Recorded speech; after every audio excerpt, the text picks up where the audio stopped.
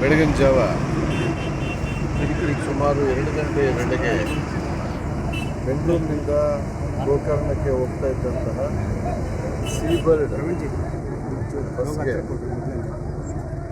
ಚೌಗಂಡನಹಳ್ಳಿ ಬಳಿ ಎದುರುಗಡೆಯಿಂದ ಬರ್ತಾ ಇದ್ದಂಥ ಒಂದು ಕಂಟೈನರ್ ಗಾಡಿ ಅದು ಡಿವೈಡರ್ನ ಹತ್ತಿ ನೇರವಾಗಿ ಡಿಕ್ಕಿಯನ್ನು ಹೊಡೆದಿದೆ ರಭಸದಲ್ಲಿ. ಬಹುಶಃ ನಮ್ಮ ಇದುವರೆಗಿನ ತನಿಖೆ ಏನು ಹೇಳ್ತಾ ಇದೆ ಅಂತ ಹೇಳಿದ್ರೆ, ಅದು ನೇರವಾಗಿ ಡೀಸೆಲ್ ಟ್ಯಾಂಕ್ಗೆ ಹೊಡೆದಿರಬಹುದು. ಡೀಸೆಲ್ ಟ್ಯಾಂಕ್ ಲೀಕ್ ಆಗಿ ನಂತರ ಬೆಂಕಿ ಉಂಟಾಗಿ ಈ ಬೆಂಕಿಯ ಜ್ವಾಲೆಯಿಂದ ಒಳಗಡೆಯಿಂದ ಕೆಲವರು ಪ್ಯಾಸೆಂಜರ್ ತಪ್ಪಿಸ್ಕೊಂಡಿದ್ದಾರೆ. ಆದರೆ ಗಾರ್ಡನ್ ನಿದ್ದೆಯಲ್ಲಿದ್ದವರು ಈಗಿನ ಪ್ರಕಾರ ಸುಮಾರು 8 ಜನ ಒಳಗಡೆ ಸಿಕ್ಕಿ ಹಾಕೊಂಡು ದುರಾದೃಷ್ಟವಶಾತ್ ತೀರು ಹೋಗಿದ್ದಾರೆ. ಅದ್ರ ಜೊತೆಗೆ ಕಂಟೈನರ್ ಅಲ್ಲಿ ಇದ್ದಂತಹ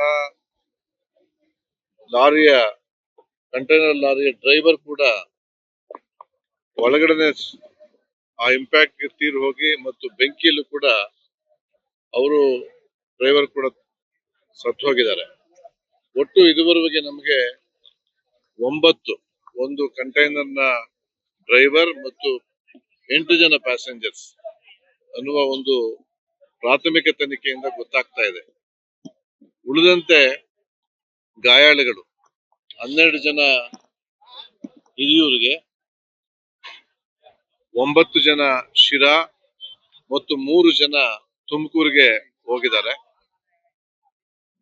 ತುಮಕೂರಿಗೆ ಶಿರಾದಲ್ಲಿ ಇದ್ದಂತಹ ಒಬ್ಬರಿಗೆ 15ರಿಂದ 20% ಬರ್ನ್ಸ್ ಆಗಿದೆ ಅಂತ ಅವರನ್ನ ಬೆಂಗಳೂರಿನ ವಿಕ್ಟೋರಿಯಾಗೆ ರೆಫರ್ ಮಾಡಿದ್ದಾರೆ.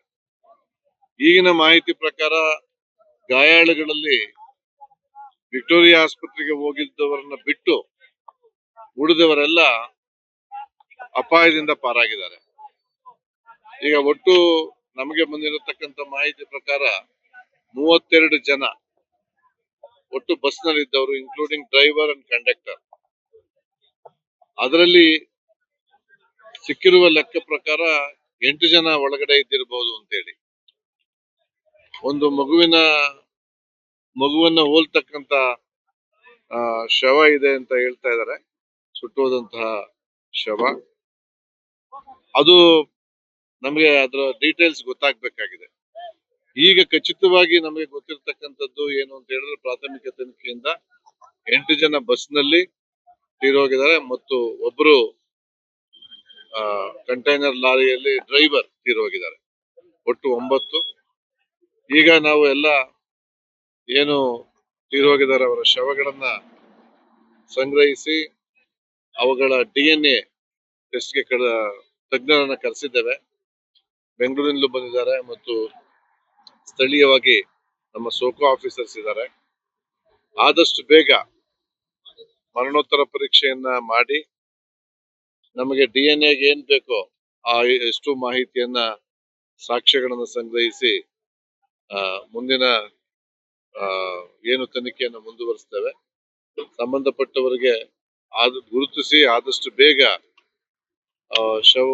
ಶವಗಳನ್ನ ಕೊಡ್ತಕ್ಕಂತಹ, ಪಾರ್ಥಿವ ಶರೀರಗಳನ್ನ ಕೊಡ್ತಕ್ಕಂತಹ ಕೆಲಸವನ್ನ ಮಾಡ್ತೇವೆ. ಬಹಳ ಅದೃಷ್ಟದ ಸಂಗತಿ ಏನಂತ ಹೇಳಿದ್ರೆ, ಈ ಬಸ್ನ ಪಕ್ಕ ಕೂಡ ಒಂದು ಅದರ ಸಮಾನಾಂತರವಾಗಿ ಶಾಲಾ ಮಕ್ಕಳ ಬಸ್ಸು ಈ ದಾಸರಳ್ಳಿಯಿಂದ ಅವರು ದಾಂಡೇಲಿಗೆ ಹೋಗ್ತಾ ಇದ್ರು. ಈ ಬಸ್ಸು ಈ ಹೊಡೆದ ರಭಸಕ್ಕೆ ಆ ಬಸ್ಸಿಗೆ ಹೊಡೆದು ಅಲ್ಲಿ ಇರ್ತಕ್ಕಂತ ರಾಷ್ಟ್ರೀಯ ಹೆದ್ದಾರಿಗೆ ಇರ್ತಕ್ಕಂತ ಬೇಲಿಯನ್ನ ಕಿತ್ಕೊಂಡು ಹೋಗಿ ಚರಂಡಿಯನ್ನ ದಾಟಿ ಆ ಕಡೆಗೆ ಹೋಗಿದೆ ಇನ್ನೊಂದು ಬಸ್ಸು. ಅದೃಷ್ಟವಶಾತ್ ಆ ಬಸ್ನಲ್ಲಿದ್ದ 42 ಜನ ಮಕ್ಕಳಲ್ಲಿ ಒಬ್ರಿಗೂ ಒಂದು ಸಣ್ಣ ಗಾಯ ಕೂಡ ಆಗಿಲ್ಲ. ಅದು ಅದೃಷ್ಟ ಅಂತ ಹೇಳ್ಬೇಕು. ಅವರು ಬೇರೆ ಒಂದು ಬಸ್ಸನ್ನ ಮಾಡ್ಕೊಂಡು ತಮ್ಮ ಪ್ರವಾಸವನ್ನ ಮುಂದುವರಿಸಿದ್ದಾರೆ. ಆ ಸಂಬಂಧಪಟ್ಟ ಬಸ್ನ ಡ್ರೈವರ್ ಇಡೀ ಘಟನೆಗೆ ನೇರ ಸಾಕ್ಷಿ, ಪ್ರತ್ಯಕ್ಷ ಸಾಕ್ಷಿ. ಆ ಪ್ರತ್ಯಕ್ಷ ಸಾಕ್ಷಿಯವರ ಹೇಳಿಕೆಗಳನ್ನು ಕೂಡ ದಾಖಲೆ ಮಾಡ್ಕೊಂಡಿದ್ದೇವೆ.